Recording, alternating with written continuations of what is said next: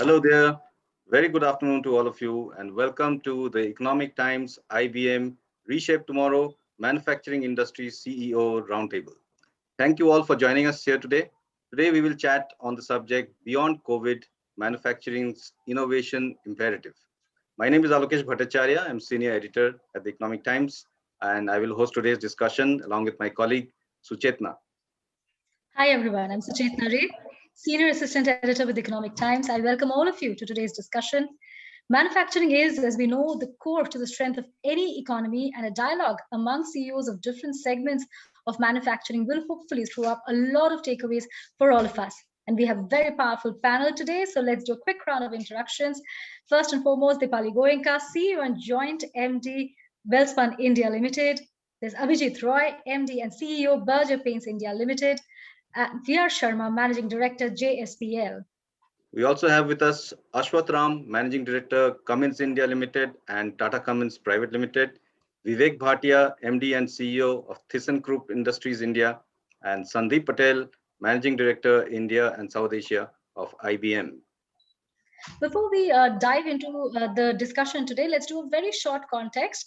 And according to BCG, which does an annual ranking of 50 most competitive companies in the world, I was reading some of them. You have to notice that of the 162 companies surveyed since 2005, only 8 made the list every year. And only 12% actually ranked in the top 50. 10 or more times. So this highlights the serial innovation is actually harder than one can imagine. But in the current rapidly shifting customer and competitive environment, I think it is essential. Absolutely. And while the role of innovation in a post-pandemic world, it cannot be accentuated enough. Let us also take a look at the manufacturing sector in India today. IIP data released last week shows a contraction of 1.6% in January. The maximum contraction is happening in two sectors, manufacturing and mining, which are also the most critical sectors for creating new jobs. So this data actually shows us that India's recovery is still a little uncertain, a little bit on rocky ground. But the data, of course, in India, comes with a lag. So we will soon find out from the leaders here on the panel today about the about the reality on the ground. Many saw the pandemic as India's moment to become the next manufacturing hub, right? And can Atmanirbhar Bharat and other policy reforms that we've seen in the past 1 year almost aid the ease of doing business and turn the country actually into a global manufacturing hub? What role does innovation play here? All these questions we hope will be answered today. We have to remember, as Elon Musk famously said, that innovation in a company does not actually depend on individual qualities, but on ecosystems, strategies, governance, performance management, etc., that the company holds close to itself. And everybody else, please feel free to jump in whenever, because this first section is really about more about what we are expecting over the next few months. So Mr. Sharma talking about how everything has come back and cars and buildings and everything. That's good news for you, no, Abhijit? I mean, I've already seen your volumes go up by some 30-35%. You have to unmute yourself. Yeah, so very interesting times, I must say. We began the year with a minus 48% first quarter. So the volatility, you can perceive that by the end of third quarter, we were at 32% volume growth and 25% value growth. Mm-hmm. So it's been up and down. So you prepare yourselves, for a shutdown or a semi-shutdown, and then you suddenly have a surge in demand, and you don't know how to scamper back into normalcy and try to produce as much as possible, and almost operating at almost 100%. So that's the type of fluctuation which keeps happening in terms of demand. The volatility is something, as they keep saying, VUCA world, but the volatility part is really hitting us very hard. Some of the software which we now have gone in for a much more aggressive, we used to have this demand planning and the software which was running it, but now we have moved on to a much better version of it, much stronger version, I would say. We got into O9 and a very robust software, basically looking at how to plan these things better, how to predict the demand better, and to change accordingly the supply chain. Entire thing has to be aligned to it. The second part of it is digitization, which came into play. And this is very normal, in the COVID period, with everyone sitting at home. Obviously, e-commerce and DIY became very important. Some of the people who were sitting at home, they suddenly decided to become hobbyists, and a lot of requests started coming to us. I want to paint my glass vase, or something, I want to do something in my home, and can you send some sort of aerosol cans which I can use for painting. So we actually introduced one category called iPaint, which we went and then opened up a e-commerce channel on our own, and started selling these items. We put it onto Amazon as well, and this is something which we are looking at. In fact, there is a lot of work happening on robotics along with it. We just had a conversation with a very interesting startup recently, and on how to use robotics to paint, very interesting pictures, as you see it outside in abroad. If you see the walls being painted, it was a very interesting one which he was trying to demonstrate. Is an Estonian gentleman who's residing out of California now, and he showed us this very interesting stuff which can be used. And as of now, it's slightly costly, but it can be brought down, I think, gradually. Imagine a robot painting your house. Yeah, it is, very, very interesting stuff. Of course, it won't, substitute, but Of some of the course. big jobs that is done, and some of the paintings that need to be done and replicated, very accurately on the wall, possibly those type of things can be used. Mhm.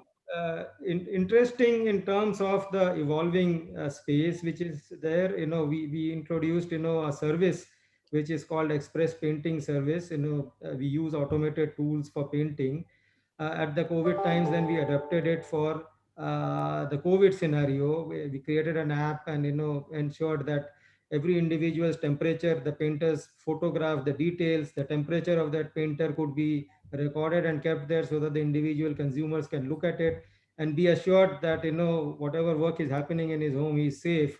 And we called it Safe Express Painting, and it's been receiving very strong sort of customer support, Mhm. especially from the cities, Right. when we have introduced this. So Abhijit, as you talk about building these tools which will add it to your resilience, what do you think are the challenges going ahead in the next, say, 6 months to a year?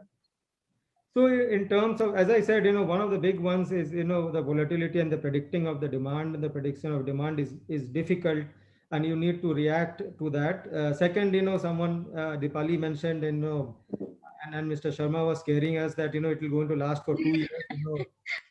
So the commodity price is something, which is an issue, because, if that remains at these levels, obviously, either we have to take a price increase and pass it Yeah. on. That is something which, many of us are hesitant at this stage, Mhm. because demand per se might be affected. We don't know how the stable the demand is. So Mhm. if you try to do that, then it might result in a little bit of a slowdown in the demand. It's really not a buoyant demand. Some of it is past, pent up demand which is Yeah. there. So we don't want to tinker too much there. On the other hand, if you don't take up the prices, you have this price pressure on you, and the margins get squeezed. So it's a thin balancing act, which you have to do, and then maybe selectively take up prices in the categories where people can afford to pay, and in some of the mass categories you remain where you are. So that's what we are playing with, and that's the challenge which one has to face in the near future. We'll have to take on price indexing models. I think, Abhijit. I think, when you talk about price when it goes up, I think that's what we've done. We do a complete price indexing model with our customers in the terms of commodities and everything, and see how does that calibrate accordingly. And because otherwise, how do you pass on the you're not going to be mitigating those costs, and we'll be. No, true, Pali, but there are two types. One is the consumers, and then that is a call which we can take relatively Mhm. more easily, and especially the stronger brands, we can pass it on. But the B2B side, where we deal with, suppose, customers which are auto customers, or they don't want to do this indexing part. So you have to get into a long, prolonged negotiation with them, in terms of whether the prices, whatever changes have happened, whether they will give it, and what time they will give it, and what percentage they will give it. So it is always a debate on that side of it. We'll go to Abhijit. Uh, the Indian paints market is largely oligopolistic, but now we are seeing that new cash-rich companies are entering the fray. So how do you think innovation can help you stay ahead? So, this question has been asked a number of times now, in various forums, with JSW and Birla. Grasan. So yes, that's one of the critical, I think, the crucial thing which we'll have to keep in mind, that we have been innovating in the past as well, vigorously. In fact, and at our side, and I agree with Dipali, we are more into the consumer side of it, and then we are looking at consumers and what they want and how to innovate to give them a better product or a service. I'll give you just three small examples of what we did. One in the COVID period and two outside. In the COVID, as everyone knows that virus became a major cause of concern, and health and hygiene was one of the important areas there. So we had a product called Silk Breathe Easy, which was antibacterial by nature. R&D worked on it. We created anti-COVID. We got it certified by the government. You can't these days advertise also. Advertisement Council has become very strict in terms of advertisement, and they need to see whether it is a valid lab and a grade 3 lab, that too, for you to allow to be advertising that. So we got it certified from a grade 3 lab, a government of India run, and we then introduced it as a new product which is antibacterial, antivirus, and also anti-pollution. So it combines all these three benefits into one, under the name Silk Breathe Easy, so that you can breathe easy at home. We are using actually Kareena Kapoor to advertise this, and some of you might have seen this ad running on television. So the second product which we introduced, and this is again an insight which we had in terms of waterproofing. When you look at waterproofing at home, and it's typically there in Bombay, for example, it's a big problem. Many of the houses have these waterproofing issues, and if you want a solution, typically you will get an expert coming into your house, and the fellow will look at the wall and give you some random solution. You are not very sure whether it's going to work, neither is he, but you accept that, okay, okay, this is it, it will probably work. And then you realize that it is not working. So what we did is we created one instrument which is called a moisture meter, which actually measures the moisture content of the wall on a concrete surface. It records that, and then based on whatever is the content, there are different types of solutions given. So it's not one size fit all, or random solution. It is a scientific solution to the problem that is being seen. And this we are advertising through Akshay Kumar, and the line which we say there is that gyan nahi vigyan apnao. So it is not gyan that you need, you actually need science. So that's another innovation on the consumer side, which is completely a departure from what has been there in India so far.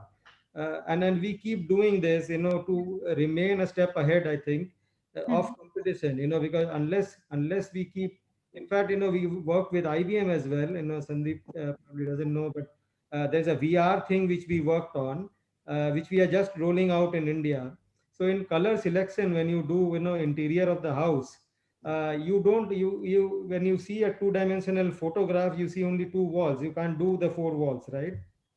So this VR tool was developed, and you can sit in the room and you feel all the four walls. You can change the colors, you can change the textures, and see for yourself. And in fact, we are trying to embed it with AI to give the best possible color combination which matches with the curtain color or the sofa color, so that you get a very big and a good feel of how it will look like actually.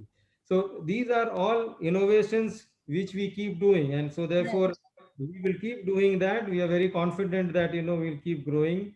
We Yes, have sure. been far. In fact, all the international players are there in India. In paint, for example, the second largest is AkzoNobel. They are there for 80 years, and we are twice their size in India. So for that matter, we are quite hopeful that we will continue to gain ground.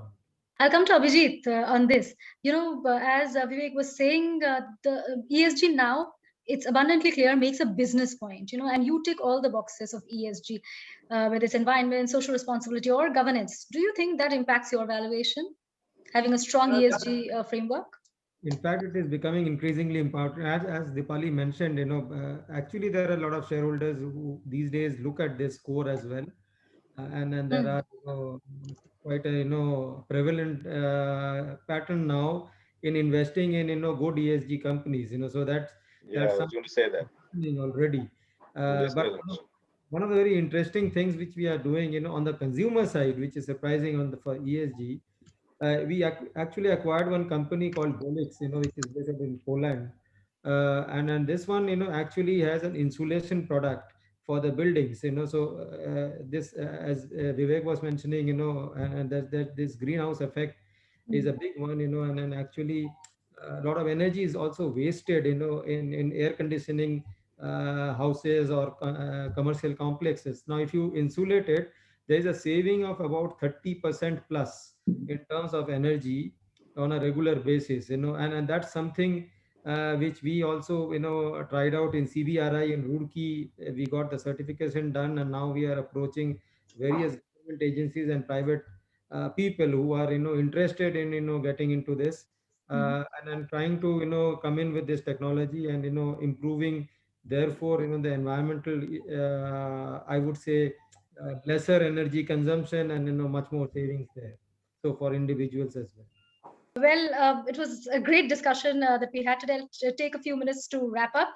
This is a session where, we've had great one-liners. If we were to make a post-event coverage immediately, great headlines that Alokesh will have at his disposal. Survival of the most innovative. Of course, it goes so well with the theme that we had today, the theme of the discussion. And as Dipali mentioned, diversity is so important to reshape tomorrow. It's not just a prerogative that looks good, but it is important to reshape tomorrow. We've touched upon many other topics of how, and Vivek said that, their tagline is beat yesterday. That, I think, has to be the tagline perhaps for the manufacturing sector as we look at operational sustainability, we look at innovation at each stage. Mr. Sharma, you spoke about the innovation that the government also needs to adopt to bring in more efficiency for the entire ecosystem of the manufacturing companies in India. Mr. Ashwattham, Abhijit, thank you very much for your comments. I mean, the points that you made about how ESG is helping you perform better and is giving an edge to both your companies are very important takeaways. Sandeep, over to you for your vote of thanks. And after that, we'll take a group photo again after Sandeep. Okay, so I'll make it quick. I know we are past time, so I actually want to start off by thanking Alokesh and Suchetna. I think again a wonderful piece of work in hosting and driving this panel. And then to all my fellow co-panelists, I will just say a very earnest thank you for participating. I think excellent comments. I think excellent perspectives, and a lot for people who are going to be viewing this, for them to take away and actually bring it to use to drive more efficiencies and more improvement in this sector. So with that, thank you again, and back over to you, Alokesh.